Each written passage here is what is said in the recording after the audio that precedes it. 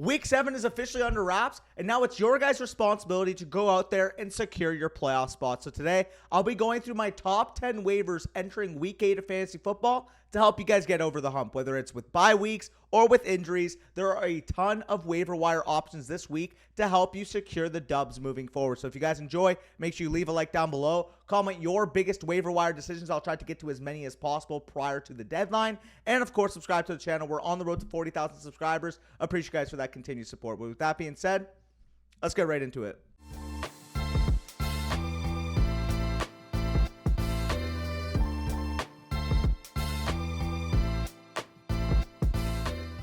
All right, before I go on to the official top 10, as we do every single week, I'm going to go through some guys that should be rostered in your league, but in case they aren't, make sure you go and scoop them up. D'Onta Foreman, running back of the Chicago Bears, as well as Roschon Johnson, running back of the Chicago Bears. Khalil Herbert on IR. D'Onta Foreman obviously coming off this monster performance with 3 touchdowns. But Roschon Johnson is expected to return from his concussion this upcoming week. So I expect this to be a committee. I think both are valuable options. If both are available, I would slightly lean to D'Onta Foreman given the success he's had. But I think they are both fine committee options moving forward. Top 30 level running back plays. Jackson Smith-Njigba, wide receiver of the Seattle Seahawks. Again, should be rostered in your league, but we always want to bet on young rookie wide receivers who show promise down the stretch. I would say this past week's performance, 4 receptions, 63 yards, and a touchdown, is a step in the right direction for Jackson Smith-Njigba on what should profile as one of the 10 or so best offenses in the league with the Seattle Seahawks moving forward. Josh Downs, wide receiver of the Indianapolis Colts, 5 receptions, over 120 receiving yards, and a touchdown in this game. He looked good. He looked efficient. He's had over a 20% target rate since Gardner Minshew has taken over at quarterback, so I'm excited to see how that continues moving forward. Rashid Rice, wide receiver of the Kansas City Chiefs, again, should be rostered in the majority of your leagues, but at the same time, if he is not, he's a 100% of the fab type of player. Saw his most utilization this past week in terms of his route participation, has been the leading receiver for the Kansas City Chiefs, and I do think this is the clear-cut number 2 weapon in the offense after Travis Kelce when it comes to Patrick Mahomes' pecking order. Next up, we got Kareem Hunt, running back of the Cleveland Browns. You guys are going to hear me talk about his teammate in just a second, but Kareem Hunt didn't make the qualifications. He's owned in over 50% of the leagues. He would be the preferred option in this Cleveland backfield with the news that Jerome Ford is expected to miss these next couple of weeks with his ankle sprain. Next up, Tajay Spears, running back of the Tennessee Titans, has gotten a lot of usage, has looked good on them, and obviously we know Derrick Henry is a older running back, a lot of wear and tear, big heavy frame. If he were to miss any time, I think Tajay Spears would profile as an RB2 in fantasy. And then finally, Chuba Hubbard, running back of the Carolina Panthers, has already kind of worked into what appears to be now a committee at this point. Carolina obviously gave all that money to Miles Sanders. Miles Sanders has been battling that groin injury. Hasn't really been good when he's on the field anyways. Chuba's just been the superior running back, and I want to bet on the guy I think is more talented in this backfield. That could potentially earn the starting role for the tail end of the season once we get into playoff weeks. But now we move on to my official number 10, and that's going to be Marvin Mims Jr., wide receiver of the Denver Broncos. A guy I'd be willing to bid upwards of, 5 to 8 or 5 to 10% of my fab or so on. But he saw his highest route participation of the season this past week, and now we're hearing a ton of reports in regards to Jerry Jeudy standing with the Broncos long term. He's a big-time trade candidate right now. Broncos obviously scheduled for a top 5 pick in the NFL draft, and Jerry Jeudy just wants out. So I think that at some point in these next couple weeks prior to the deadline, I think he will be off the Denver Broncos roster by the time that the trade deadline rolls around. And like I was kind of mentioning, Marvin Mims has been the most efficient receiver for this team. We just need the snaps to go up, and if Jerry Jeudy is traded, I expect him to become a full-time player. Very good prospect profile. Second round pick by the Denver Broncos. These are the types of players I want to bet on by the tail end of the year. Moving on to number 9, we have Pierre Strong Jr., running back of the Cleveland Browns, a guy I'd be willing to bid upwards of 5 to 10% of my fab on. Like I mentioned with Kareem Hunt, Jerome Ford is expected to miss the next couple of weeks with the ankle sprain he suffered this past game. And I expect Hunt to be the one given familiarity with the offense. But like I said in the precursor, he's already rostered in over 50% of the leagues. Pierre Strong should still be a strong 1B in a committee and has shown flashes as a runner this year to potentially usurp Kareem Hunt down the stretch. He shouldn't be too expensive, and he's a guy that I want to be stashing on all of my rosters. Number 8 is Jalin Hyatt, wide receiver of the New York Giants, a guy that I'd be willing to bid upwards of 5 to 10% of my fab on as well. And Hyatt saw a usage uptick this past week. While he isn't quite a full-time player just yet, he's played over 70% of the snaps in consecutive games and has commanded 9 targets in that stretch.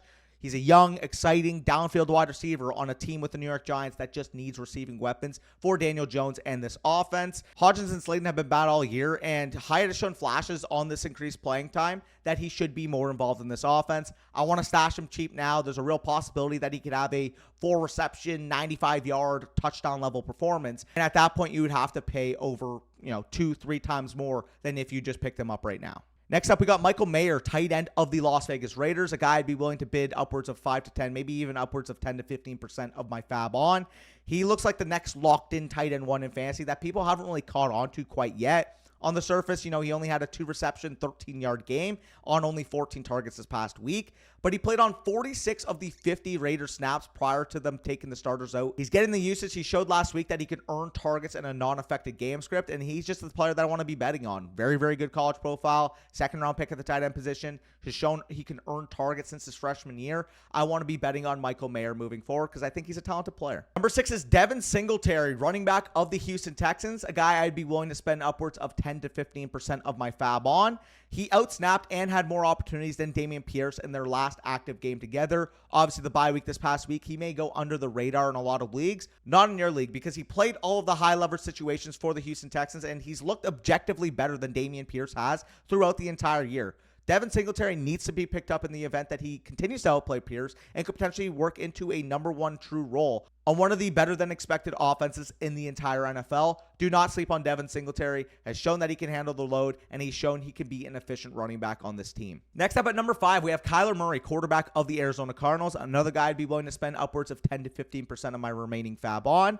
He was lifted off the PUP list for the Cardinals this past week, and he's expected to return to the field soon. Not really much analysis here. You guys know who Kyler Murray is. When he's on the field, he's one of the true difference makers at the quarterback position in fantasy. And if you've been streaming quarterback all year, whether you have, Dak Prescott, Brock Purdy, Kirk Cousins, you have someone in that back-end quarterback, 1 high-end quarterback, 2 tier. You guys need to be going out of your way and securing Kyler Murray. He's your last out at mid to high-end quarterback 1 production. Now, I don't think he's necessarily going to return to the exact level we've seen in the past coming off this ACL injury. However, he's been the 5th highest scoring quarterback in fantasy on a points per game basis in the last 3 seasons. The only quarterbacks above him, Josh Allen, Patrick Mahomes, Jalen Hurts, and Lamar Jackson. Kyler Murray is an elite asset when he's fully on his game. The Cardinals offense has looked much better than expected this year. And like I said, if you're in quarterback purgatory right now, this is your one lottery ticket out. Number 4 is going to be Kendrick Bourne, wide receiver of the New England Patriots. Another guy I'd be willing to spend upwards of 10 to 15, even 15 to 20% of my remaining fab on.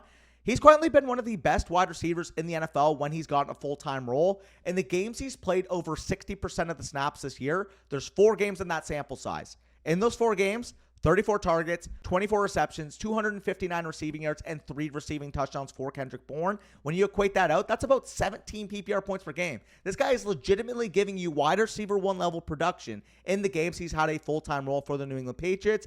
He's played on 80+% of the snaps in each of the last 3 weeks, and he just led the Pats in routes run this past week. I think he's a legitimate top 40 level option for the time being, and I think he's got high upside moving forward. I'd be willing, like I said, to spend upwards of 15 to 20% of my fab on him, especially during bye apocalypse. This guy's going to be a top 30 level play when you have the Niners on bye, when you have, other high-end offenses on bye.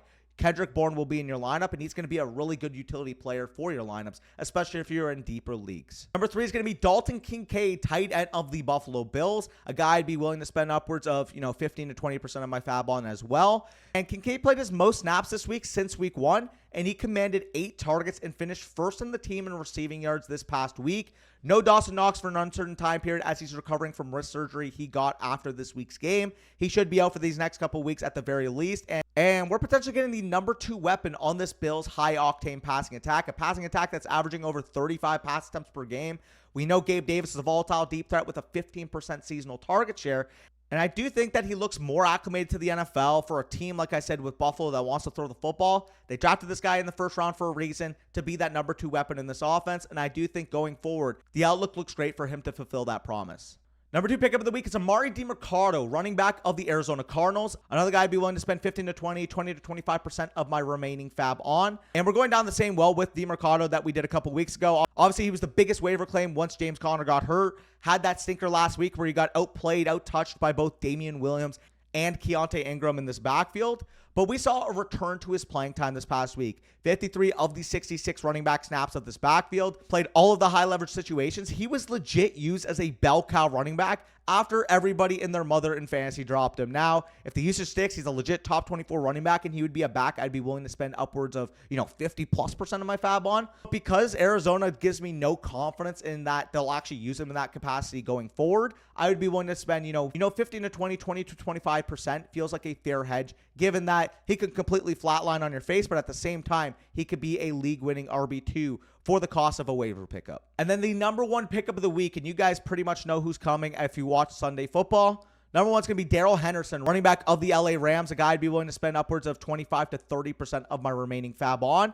He is the crown jewel of the waiver wire this week. 20 opportunities in this past game, 2 targets for this Rams offense after coming off the streak the week before. They picked him up, they threw him in as their RB1, and he operated it fine. Kyren Williams and Ronnie Rivers are both on IR. Zach Evans didn't command a single snap in this game. And Henderson looks like the lead guy on the Rams, at least for the time being, until Kyren and Ronnie come back. Again, like I mentioned, 25, 30% of the fab is somewhere I'd be willing to spend. But the upside here is massive in a spot that Kyren Williams was a legit top 5 running back in earlier in the season. But either way, if you guys enjoyed, make sure you leave a like down below. Comment your biggest waiver wire decisions in the comment section. I will try to get to as many as possible. And like I said at the beginning of the show, if you guys are new, you guys haven't subscribed, make sure you do so. We are on the road to 40,000. I appreciate you guys for that continued support. With that being said, peace out. Good luck in your fantasy matchups this week.